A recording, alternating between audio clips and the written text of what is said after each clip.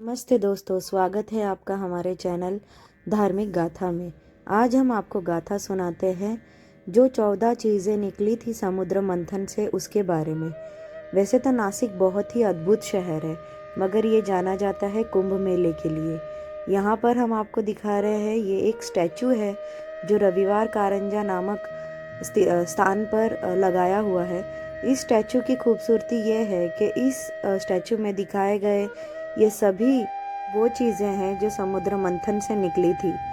यहाँ पे आपको दिखाई दे रहा है कि गरुड़ जी एक कलसा लेके उड़ रहे हैं। इस कलसे में अमृत मिला था जो कि 14वें नंबर की चीज़ थी।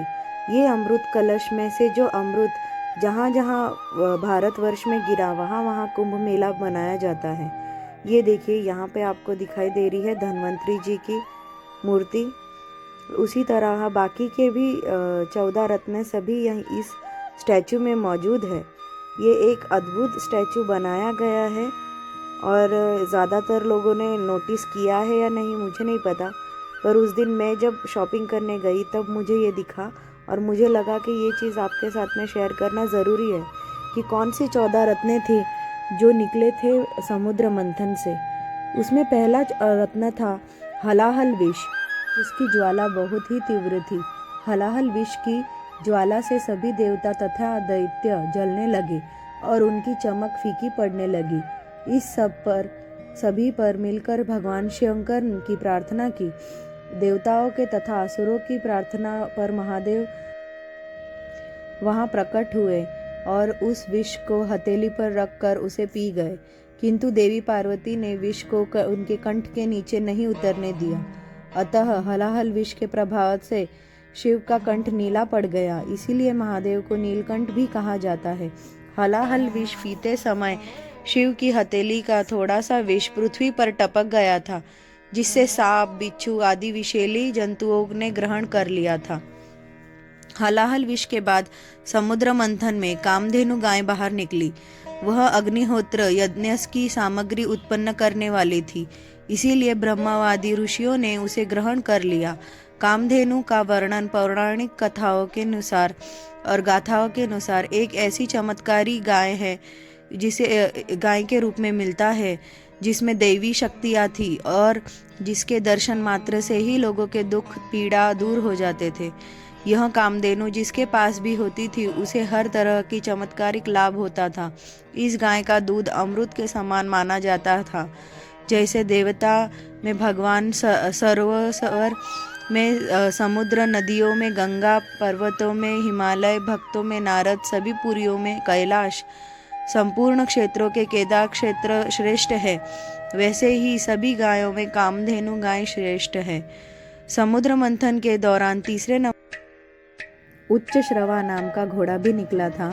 पौराणिक धर्म ग्रंथों के अनुसार, हिंदू मान्यताओं के अनुसार इसे देवराज इंद्र को दे दिया गया था। उच्च श्रेवा इसका अर्थ है यश ऊंचा होना, उसके कान ऊंचे हो तथा ऊंचा सुनता हो। इस घोड़े का रंग श्वेत रंग का था।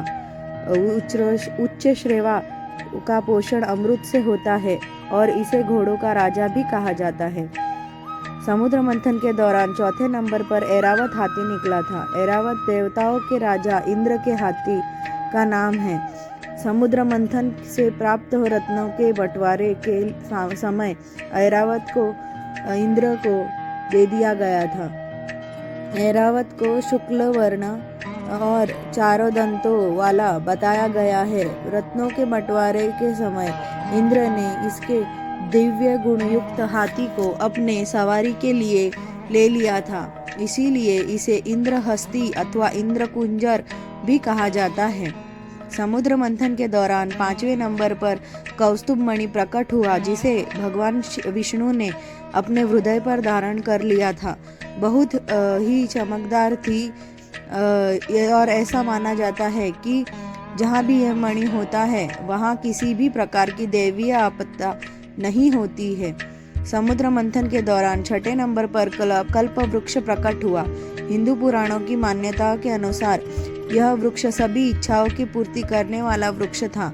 देवताओं के द्वारा स्वर्ग में इसे स्थापित किया गया। कई पौराणिक ग्रंथों में कल्प वृक्ष को कल्पतरु के नाम से भी संबोधित किया गया है।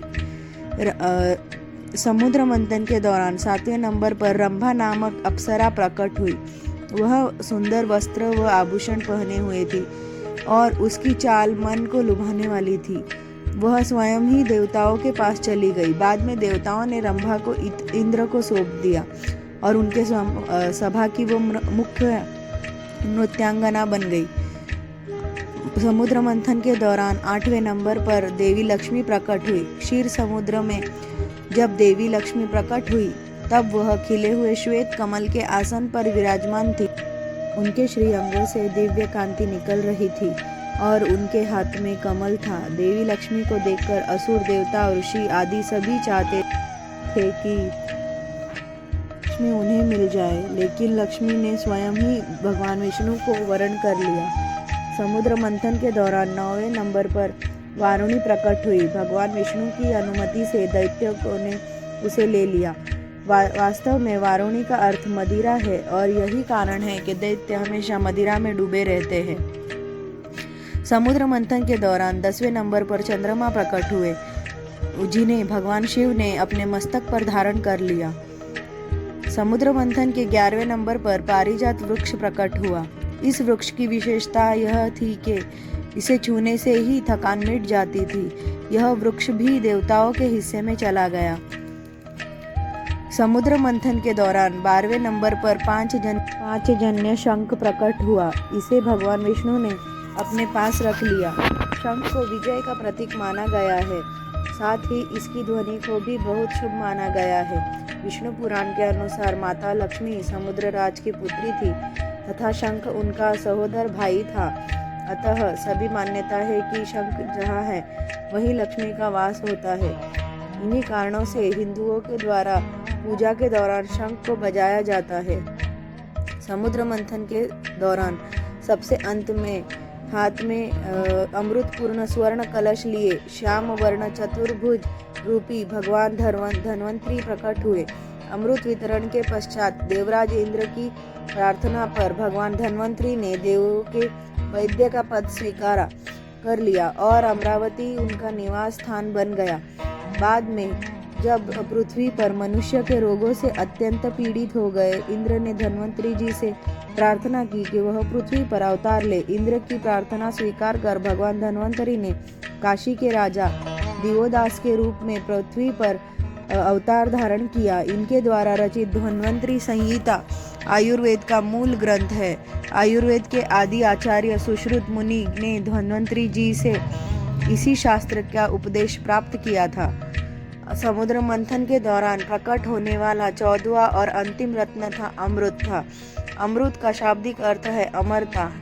भारतीय ग्रंथों के यह अमरत्व प्रदान करने वाले रसायन के अर्थ में प्रयुक्त की होता है।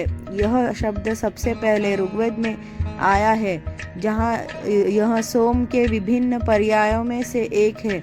अमृत को देखकर दानव आपस में लड़ने लगे। तब भगवान विष्णु ने मोहिनी रूप धारण कर छल पूर्वक देवताओं को अमृत पान करवा दिया था। तो यही गाथा थी अमृत मंथन से निकले 14 रत्नों की। अंत तक हमारा वीडियो देखने के लिए धन्यवाद। ये वीडियो पसंद आया हो तो लाइक, शेयर, कमेंट ज़रूर करें और ज़्यादा से ज़्यादा लोगों तक हमारी ये गाथा पहुँचाएं। धन्यवाद। आपका दिन शुभ रहे।